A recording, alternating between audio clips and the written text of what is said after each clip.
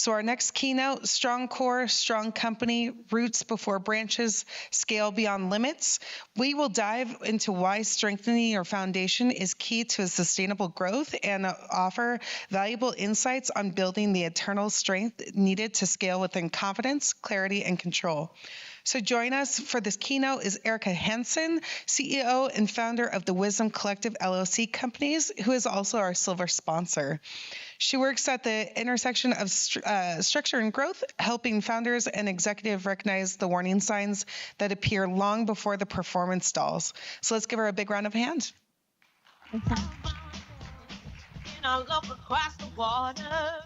everybody. Hear me?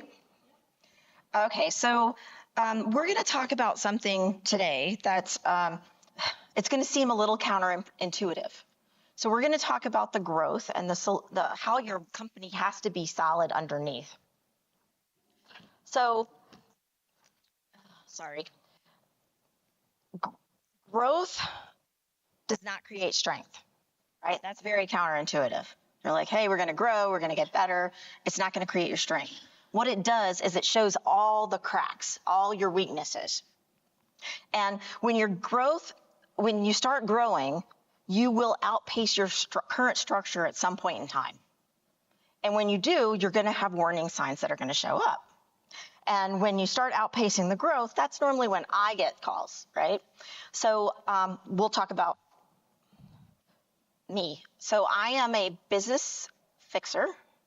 I reorganize companies and transform them. We look at all the core areas. So we're looking at accounting, we're looking at operations, we're looking at strategy, and then we're realigning them to where you actually are at that current time, and then help you get ready for that scale so that you can start noticing the warning signs that happen, that are occurring, that you may just not be recognizing. Now, in the next few minutes, we're going to talk about, what growth really does to your organization. And then we're going to talk about how to recognize some of those things before it gets expensive to fix. Because at some point in time, it's going to be very expensive if you keep ignoring the warning signs. So let's talk about growth, right? Growth just creates friction within your organization. So it's not momentum, it's friction.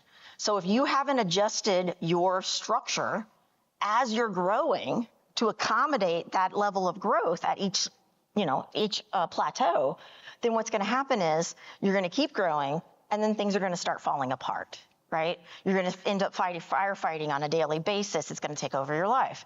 So growth just has a way of amplifying everything, the good and especially the bad. So I want you to think real quick. Does your business feel heavier than it did last year? Are things a little bit harder? Or is it easier? Just in your last year, think about it. And as we're talking about that, we're going to come back to that thought. So now, growth is not your goal. Sustainable growth is. You have to survive your growth. That's what they don't tell founders. They say, grow, move. But what happens is you start growing, but they don't teach you how to survive it, right?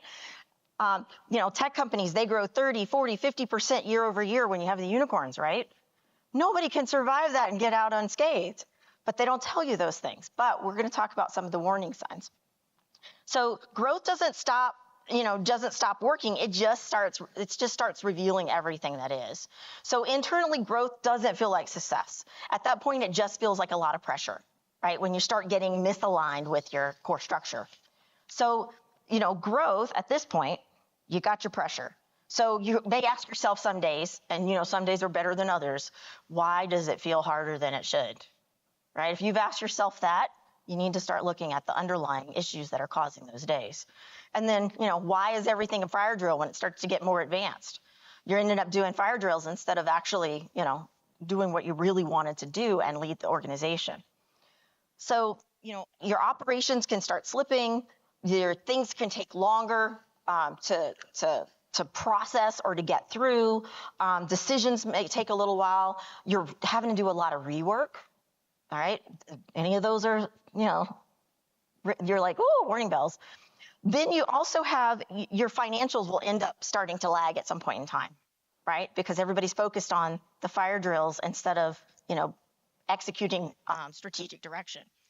So when you're making decisions, you feel like you have less clarity to make those decisions in some cases.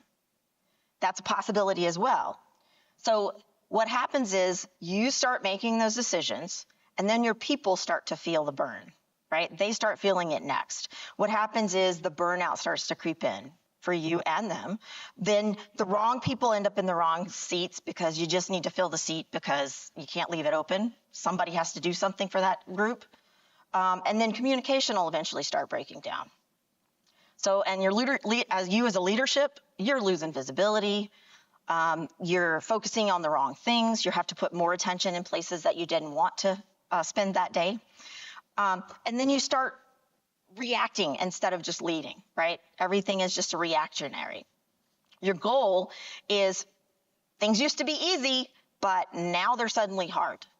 And then there's constant friction and shifting urgencies. I always went into my day, I like a checklist, with my checklist, and then I would try to work through my checklist. And then I was finding I'm not getting to any of my checklist, right? So I would just write something at the bottom of the checklist just so I could check something off for what I did that day. That's a bad psychology, right? So your day, it's going to slowly shift. It goes constant, relentless drills. You're not outgrowing your problems. You're just multiplying them as you're growing and continuing. And then you run into the paradox, the growth paradox. What got you to $10 million is not going to work when you start moving to 25. What moves at 25 is not going to work at 50 because you have to add additional infrastructure and core stability. So your complexity is going to continue with your growth. Even a simple model is still going to get more complex because when you grow, you're just adding more customers, more vendors, more employees, more transactions. It just keeps growing and growing. And if you're not shifting along with it for your structure, your core structure, then what's going to happen is that more is just going to overload your system. So because that growth, does increase complexity, your structure has to evolve. So results are going to go from execution, they're going to start slowing down. You're going to see them kind of start to wilter. And then you're going to start not seeing the same kind of traction when you're trying to do work throughout the organization. And then it's going to end up just kind of gradually growing. So now you can start talking about if you had core strength and alignment. Let's look at it from the other side now. So when you have that core strength and alignment, you have data clarity, so then you can make those informed decisions with information behind it. Then you have your team is going to be aligned. They know what to do, when to do it, and when to raise their hand for help. You can do the strategic execution. It's starting to fall into place. It doesn't take as much effort. Your processes and systems are not solutions. They just enhance stability, right? If they're not giving you an enhanced stability, then there's something wrong with the inherent use or setup of them, right? They only amplify what you already have. If you're broken, it's going to amplify the broken. Now, leaders get to lead. They don't have to do daily triage, right? You get back to focusing on big direction, big goals, strategic, who should be doing what, moving the chess pieces, right? Instead of, oh yeah, I got to jump in because we need an extra set of hands because something's falling apart or this deal is falling apart or what, on and on and on. So with that, your teams get more aligned, everything's starting to move the way it's supposed to, the pace is going great, and you're back to normal. So now let's talk about this. Business can be busy, right? You have ebbs and flows. You have, there's going to be fires that have to be put out. There's urgencies. But what our goal is, we want a manageable rhythm and control. So think of when your business becomes more manageable, you're finding that rhythm, right? When everything is stable and you've got that support structure underneath, when these fires start happening, then everybody just pivots, puts the fire out, and you go back to work as usual, right? When you don't have that core stability, what happens when a fire drill happens? Boom, everything blows up, everything gets delayed, and now you're behind on all your regular stuff, right? And so it's a constant like moving of the needle that's not getting you anywhere. So it's not perfect rhythm and control, but it is a rhythm and control, because that makes you have the ability to adjust as the other fires that are inevitably going to happen do start to occur. Well, that changes everything when you have that rhythm and control. It changes how you triage things. It changes how your team reacts. It changes, the burnout factors for everybody in the organization. And because that stability doesn't slow growth down, it just allows you to handle it better. So that rhythm does not happen by accident. It is something that you have to design and that you have to practice. If you don't, then you will be missing pieces. So here, let's talk about the core of the business, which is where we talked about your core needs to be very strong. Your core of your business is your accounting, finance, and HR. Those are the hearts of a business. Now, granted, I'm a little, biased because I'm accounting CFO trained, but I also cross over into operations. So what happens is founders, they make their widgets, whatever it is, they're great at. But sometimes you forget that core infrastructure is your support system. That's your roots, so you can grow. So accounting, finance, and HR, when they're working the way they're supposed to, they are your risk mitigation areas. They see things before they become a problem or before they become litigation. They are also revenue protection departments. I can't tell you how many times I have a founder and they have to do, they have to cut heads, right? Because they're not making their numbers. They're like, okay, let's start looking at who we're going to lay off. And they say, oh, let's look at the non-revenue generating departments first. How many people are actually in like accounting, finance, or HR in here? You guys are shaking your heads. I saw that. And they say, well, they're non-revenue generating. I'm like, well, who's going to count the revenue when you get it, right? Who's going to do that transaction? Who's going to get the customer to pay? They're not revenue generating in a traditional sense. They're revenue protection. Just like your HR teams are revenue protection. If they're doing their job, they're walking around the organization and they're keeping people from doing boneheaded things, right? They stop them. So then people don't have to, ask for forgiveness later. Right? So that reduces your litigation, keeps your control and your structure in place. It just gives everybody a lot more stability. So the companies think that accounting and finance and HR are not, the heart of your business, right? So think about your body though. Let's just put it more in perspective. Your body is a big electrical conductor. Right? Anybody from the health group in here? It's a big electrical conductor. Your brain sends signals all over your body through electrical, stimulation and says, I need you to move your left foot, your right foot.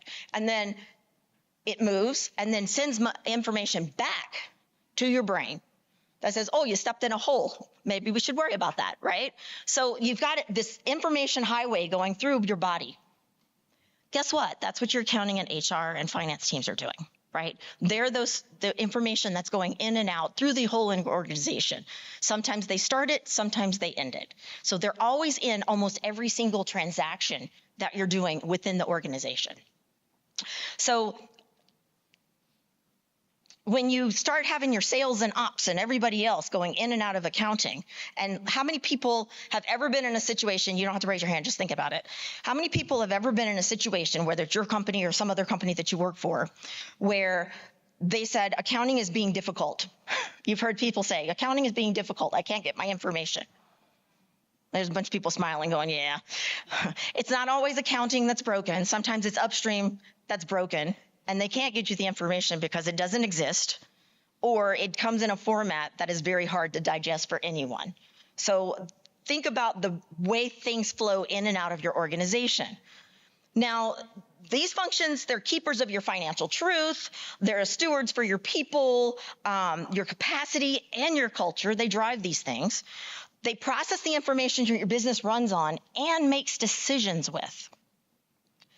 So they also, when they're working correctly, can see early warning signs when they're looking at data and digesting it, or the way things come in.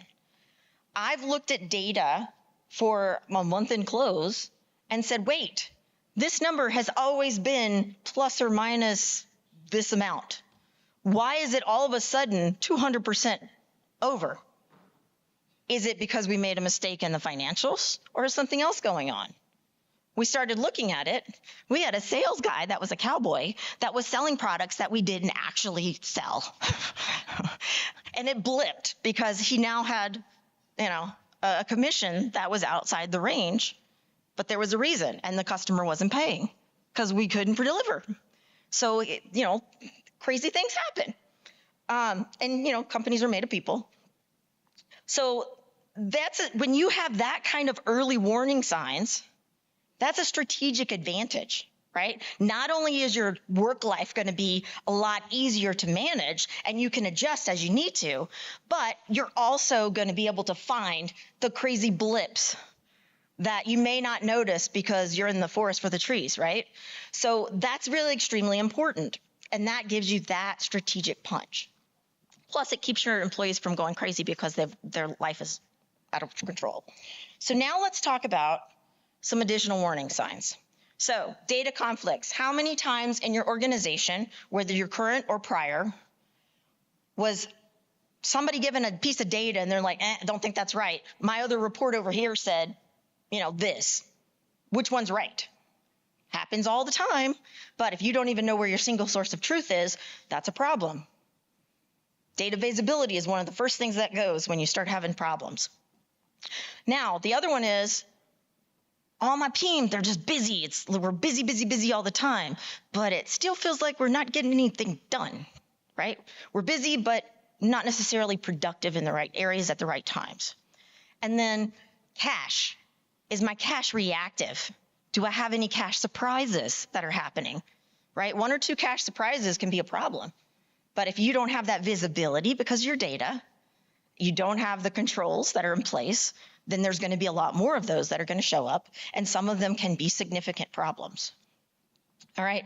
Are you relying on heroics just to get through the day? Everybody's like, I don't know, but yes, you probably are.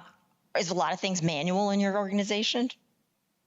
And do my priorities shift all the time, right? I planned on working on the XYZ today, and I got to none of it. That's a sign that you're outgrowing your infrastructure. So, if you can't explain what your margins are at that particular time because you have data issues or because there's timing issues, operations issues, all of these things are, catalysts that start the conversation to say, hey, is my core stable? And how am I going to make headway, right? So the really interesting thing is that these things don't all fail all at the same time. They happen little pieces. Like, the old adage, how do you eat an elephant, right? One bite at a time. It happens very slowly and in the background a lot of times. So you don't, you're not seeing all of this catastrophic failure at once, but they start adding up. And then they start coming more frequently. And then they start giving additional actions to other things, right? And then you start collapsing. So, they're all connected. There's patterns to it. And most of us in this room will react to the symptoms, not necessarily to the root cause. And you'll end up trying to hit all the symptoms. And then you're like, didn't we just have this problem like 2 months ago? It's back again. That's because you didn't hit the root cause, right? So it's just continuing because you didn't fix the original problem. So every stage of this feels manageable until it's not. So watch for patterns. Are you fixing the same things over and over again? So all in all, it's not necessarily a growth problem. It's a structure problem. You're outgrowing and you're misaligned in your structure to your current reality. So, the longer it goes unaddressed, the more it will fester and it will become a problem. It does need your attention. And as a founder, you have very little time for attention. But if you don't do it, it becomes very expensive to fix later. So give that HR and accounting teams a little bit of love because they can keep you sane, because it'll be one more thing off your plate that they can help you fix. Now, I'm sorry, somebody say something. I have a booth, and I actually have a list that I've compiled because I work with a lot of distressed and turnaround companies. And I have a list that I've compiled are things that I regularly see as problems every time I walk in to do a reorganization and help them. It's 89, and it's sectioned by risk area. So I have that assessment at my booth where you had lunch. I'm up the left side of that room. Please stop by and grab the list. Even if you think you're doing fine, come grab the list and let's have a talk. And I would love for you to take the assessment. Also, give me feedback. That's wonderful too. But it's about noticing the patterns that are happening on things that are causing disruptions to your day and your team. And that's where it's really important. I do have a couple of other fun assessments too. I have like an accounting effectiveness assessment. And then I also have their executive gut check. Like, how's the organization doing as a whole? They're real quick, good to just check out. So I would love to hear about anything that you're having challenges with. I love to problem solve. And so please just stop by. Let's just have a conversation. I have some good stuff to give away too, so if you want some of that too. Are there any questions? Sorry, we did kind of go over this a little fast, but any questions? All right, thank you so much, guys.